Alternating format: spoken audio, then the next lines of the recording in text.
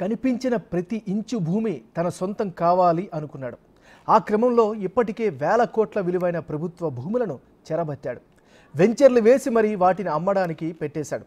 ఇన్నాళ్ళు జీ హుజూర్ అంటూ అధికారులు ఆ మాజీ ఎమ్మెల్యేకు సాగిలపడ్డారు తప్ప ఏనాడు ఇదేంటి సార్ అని ప్రశ్నించలేదు. కానీ ఇప్పుడు ప్రభుత్వం మారింది. ఆయన కూడా మాజీ అయ్యారు.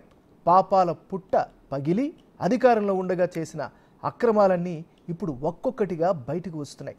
ఇంతకీ ఆ నేత ఎవరు, ఆ కహాని ఏంటో ఇప్పుడు చూద్దాం.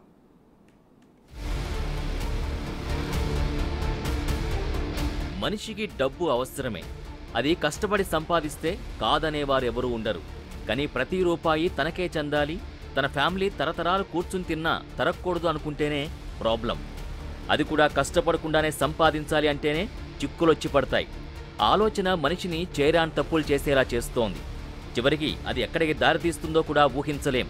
అలాంటి సాలిగూడులో ఇరుక్కునేందుకు సిద్ధంగా ఉన్నారు ఓ బీఆర్ఎస్ మాజీ ఎమ్మెల్యే. ఆయన గురించి ఎంత చెప్పినా తక్కువే. ఆయన చేసిన అరాచకాలు అన్నీ ఇన్నీ కావు. తెలంగాణ రాష్ట్రంలో నూతనంగా ఏర్పాటైన జిల్లా అది. అభివృద్ధికి ఆమడ దూరంలో, గిరిజనులు అధికంగా ఉండే ప్రాంతం. కానీ అలా జిల్లా ఏర్పాటు కావడమే ఆలస్యం. అక్కడ రియల్ ఎస్టేట్ బూమ్ ఒక్కసారిగా రైజ్ అయింది.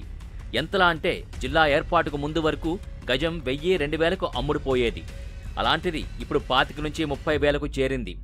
భూముల ధరలకు రెక్కలొస్తే కబ్జాకోరులు చూస్తూ ఊరుకుంటారా?